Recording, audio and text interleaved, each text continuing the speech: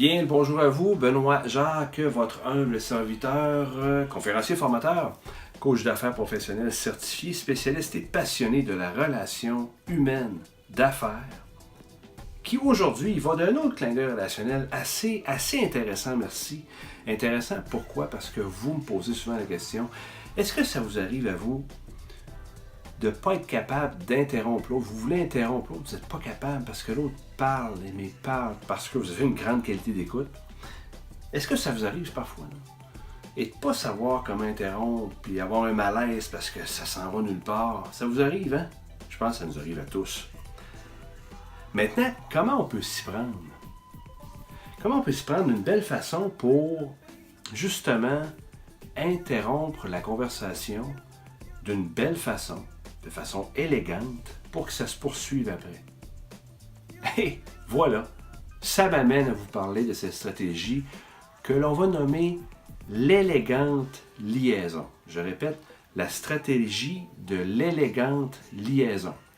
Élégante parce qu'on veut que ce soit élégant, et liaison parce qu'on veut qu'il y ait une liaison pour la suite.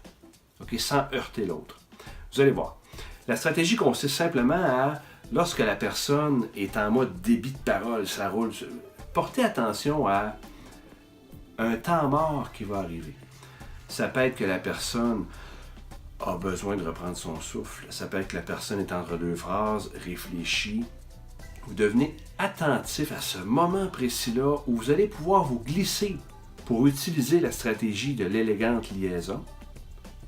Et ce qui est important quand vous vous glissez, c'est vraiment de reprendre les propos de la personne d'une façon positive et d'enchaîner par la suite pour recadrer la conversation. Un exemple! Je vais faire la personne qui parle, puis je vais m'interrompre de façon élégante, vous allez voir. Hey, oui, Benoît, je te raconte la fin de semaine, ça a été le fun, le hockey avec mon fils, puis on a eu du plaisir, puis j'ai compté des buts, puis ça n'arrêtait pas, puis c'était vraiment plaisant, puis... Oh! Benoît, écoute, c'est le fun que tu nous parles de la fin de semaine, moi aussi j'en ai eu une belle, puis merci de m'en parler, c'est vraiment trippant. Maintenant, je voulais qu'on se parle aujourd'hui de, justement, ta situation par rapport à ton coaching que tu voulais me faire. J'aimerais ça qu'on vienne là-dessus, si ça te va, on pourra en reparler après. Voyez-vous la façon élégante de couper la parole en mettant l'autre en valeur dans ce qu'il nous a dit, donc en reprenant ses propos positivement. Et en y allant de maintenant, j'aimerais qu'on parle du sujet d'aujourd'hui, on va revenir là-dessus, et puis on va continuer la conversation. Alors voilà, c'est tout simple que ça, la stratégie de l'élégante liaison. Je vous invite à mettez-vous un post-it ou un mot. Moi, je prends ça, j'écris ça des mots, des fois des post-it à côté de moi pour dire, je peux marquer la stratégie de l'élégante liaison. Parce que quand ça va survenir, il faut avoir le réflexe d'y penser, puis de l'essayer. Parce que ça marche à tout coup, ça permet de recadrer la conversation et ça vous empêche des fois d'endurer ou de subir des conversations qui s'éternisent, qui des fois ne sont pas efficaces, surtout dans une relation d'affaires.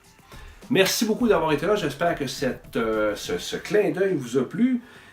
D'ici au prochain, je vous demande de bien vous porter. Lâchez pas, carpe diem. Merci guys, salut!